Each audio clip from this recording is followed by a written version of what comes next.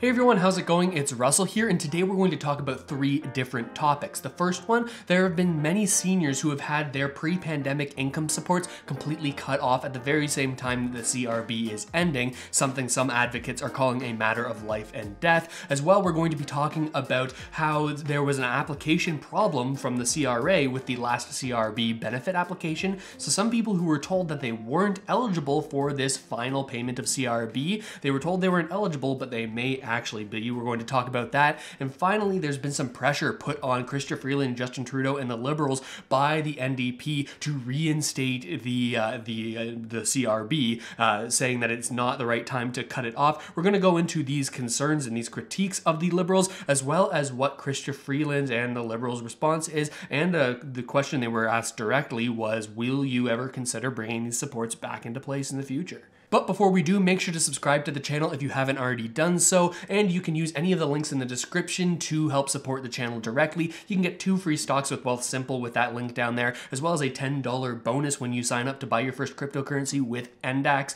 Using those links helps support the channel. But let's first dive into this issue with the seniors and the GIS that has been clawed back, and then we're going to get into those CRB questions a little bit later. This issue was reported on a while back, but it's back in the conversation since this article was posted just a couple of days ago on CBC, saying Ottawa seniors who got CRB cry foul after GIS payments clawed back. Now, if you haven't already heard of this issue, essentially many of the lowest income seniors who were relying on the Guaranteed Income Supplement, the GIS, well, that GIS is determined by your previous year's income. Many people who received the CERB showed a higher income because these benefits were more than they were making in the first place before the pandemic, and as a result, many seniors, even though now the CRB and the CRB have ended, well, their income shows that it's raised, and now they're not going to be able to get their guaranteed income supplement that they were receiving pre-pandemic. Now, the experts in this article talk about how this could be a matter of life and death, with the weather getting colder and with more and more people not being able to actually put food on the table, many people who relied on these income supports, and this issue has actually made it to some of the politicians.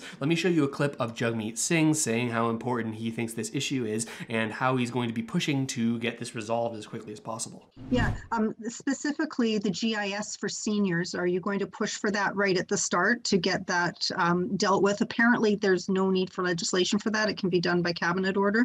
So would you be pushing for that? I really appreciate the question. I should have mentioned, and when I was talking about supports for people, I made it really clear in my conversation with the Prime Minister today that he has to end the clawbacks of GIS. And just so folks know, these are some of the most vulnerable seniors who are seeing their monthly supports, their GIS, get clawed back. And we're hearing stories, heartbreaking stories of seniors who are, again, these are some of the most vulnerable, who are not receiving their full GIS support that they need. And that means they're not able to actually stay in their homes. They're not able to pay their rent. They're not able to buy groceries. And so this is a very serious problem that needs to be fixed. And I made it clear to the Prime Minister, that's something that needs to be fixed if they want to show us their willingness to work together. So that's something that's really important. And I outlined that in speaking about the supports to people. So Jagmeet Singh here making it very clear in his conversation with Trudeau that this is something that he wants the Liberals to immediately get done. Otherwise, the NDP won't support new legislation in the House of Commons. This is the sort of threat that he's pushing in there. And it's curious because the reporter who asked the question said, hey, I believe that this can actually be changed without having to put any new legislation in. Now, if this is the case, that would mean this change could come sooner than November 22nd, the date that Justin Trudeau pushed back, the day that we'd be able to go back into the House of Commons and start legislating new bills, writing new bills, debating these bills. Likely that if this reporter's correct, then that change could come before that November 22nd date, where we're actually going to start hearing what the politicians are planning to do about many different topics. Moving on to the CRB Air, many people know that this was the last application period this past Monday, but what a lot of people experienced was a little bit confusing for them. Many people who applied to this last benefit period were told that they weren't eligible for the final period, even though they technically were. Now, this doesn't change things because there's only 27 periods that you can apply for individually. So people applying from the beginning, this doesn't apply to you, this 28th period mix-up, but it does apply to a very specific group. Let me tell you more. I'll read this sort of notice that was put here on the CRB website. They said there was an issue with applying for period 28. You may have been prevented from applying for the last CRB period, even though you were eligible. This would only affect you if you first applied for the CRB starting at period 22. This is around when there was a change made in terms of the amount of the CRB. If your first application period was around July 18th to July 31st, and you were told that you reached the maximum number of CRB payments this last period, this most recent application, then it could be the fact that you are actually eligible, even though you were told you weren't. The CRA says that they're addressing the issue to allow anyone who's eligible to apply by Friday, October 29th, 2021. So if this individual situation applies to you, well then tomorrow you're going to be able to reapply. So make sure to double check that to see if this is something that applies to you. Finally, there's some pressure being put on the Liberals by many other politicians saying that it was the wrong move to cut off the CRB at this point in time. Recently, Chrystia Freeland gave a keynote speech for the Canada Chamber of Commerce annual general meeting. Let me show you a clip from that where she talks a little bit about how, in her eyes, it's still the right time to be cutting these benefits for one main reason, needing to cut back on the spending that the Liberals have been doing over the past year. You have to pivot to a different, more targeted, and let me not mince words here, less expensive level of support. And that is precisely what we have done. And, you know, I really hope that your members, who I know from previous occasions are people who think about the debt, who think about the deficit. I want to tell you guys, I do too. Please bear that in mind when you think about our announcement last week.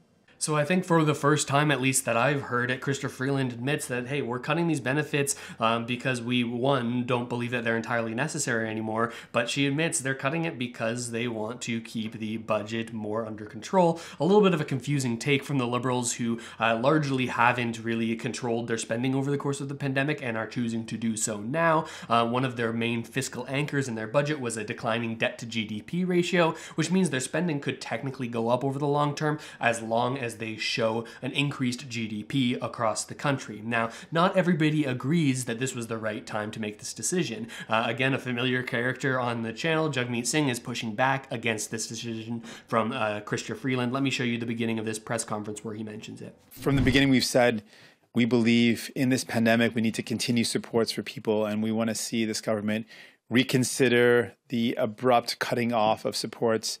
When it comes to the CRB, there are still hundreds of thousands of Canadians that cannot get back to work, whose sectors are still shut down, who are unable to go back to their previous jobs, and they need help. And to cut off the supports while we're still in the pandemic was a wrong decision, and we're going to continue to put pressure on this government to reconsider that decision, particularly in light of the fact there hasn't been changes done to EI, so that folks that do not qualify for EI will still not have support. So we want to see changes to allow for self-employed and gig workers to have some social support, a social safety net. And right now that doesn't exist. And what was there is being removed. So that's a concern. So clearly the NDP is taking the stance that it was the wrong decision. But one interesting thing that he brings up here is the fact that the CRB is being cut at the very same time that the EI, the rules and the application requirements for EI have gotten stricter compared to how they were at the beginning of the pandemic. At the beginning of the pandemic, they allowed for more people to be eligible for EI, so they wouldn't need the CRB program, and only people who weren't eligible for EI would be able to go on the CRB program. But now both are being removed, and this sort of coincides with the fact that most of the major political parties during this last election inside of their campaign said, hey, we recognize that the EI program is not serving everyone. There are many self-employed people, gig workers, along with many other Canadians that just aren't included in EI, and the Liberals, the Conservatives, and the NDP all said they want to make this change. So Jagmeet Singh here is saying, well, these changes haven't been made yet, even though you say you want to do that, so we need to continue these benefits to help people that are in these situations where maybe under the new program they'd be eligible for EI, but currently they aren't. But will Chrystia Freeland really change her mind at this point? I mean, she's made it pretty clear that they want to pivot away from the CRB, but in this same interview with the Canada Chamber of Commerce, they ask her the question directly, what if things change? Let me show you what I'm talking about. What if we're wrong? If there's a fifth wave, are you prepared to revisit the scope and end dates for these supports? So look, my first answer to you, Perrin, is the line that is often attributed to Keynes. but I think is probably most correctly attributed to the economist Paul Samuelson, which is, when the facts change, I change my mind. What do you do? And I do think that all of us need to be incredibly humble, probably, in general, that is a good characteristic to try to develop and evince, but particularly humble when it comes both to the health trajectory of the coronavirus and also to the economic consequences of fighting it. So having said all that, it was right to put our supports in place, humble about where things will go, and open to unpredictable developments. I will also point out two things that I know you know, because we've talked about them. Our plan, which takes us through to May, so giving businesses a lot of predictability, which is something I was hearing from people that people wanted. So we've given you a path all the way to May. It includes an insurance policy. It includes a lockdown program that would snap into action were local lockdowns to happen. So that's already there. So Chrystia Freeland starts out by saying, hey, we need to be humble and we need to be open to making changes if the situation calls for it in the future, perhaps if there's a fifth wave. But then she also does point out at the end there that they've introduced something called the Canada Workers Lockdown Benefit. I'll link a video right here where I go over all the information we know so far on it. But what she's saying is maybe it wouldn't even make sense for us to re-implement the CRB in its current form if there is a future lockdown, or if we need to reinstantiate it. Perhaps we'll just lean on this Canada Workers Lockdown Benefit, but you can watch again that video for more information on how that benefit works, but we don't have a ton of clarity, and we're not going to have all of the clarity until November 22nd when the House of Commons sits again. So make sure to subscribe to the channel to continue being updated on any of this information whenever anything needs to change. Man, I can't talk today. And I'm curious what you think about all of this. We've covered a lot today, so let me know down in the comments what you think. I read them all. And if you haven't already done so, subscribe to the channel to keep getting updated, hit that notification bell, and use any of the links in the description to support the channel directly. You can get 2 free stocks with Wealth Simple, some sign-up bonuses for buying crypto on NDAX. But with that said, thanks so much for watching, everybody. I really hope this video has helped you out at least a little bit, and I'll see you next time.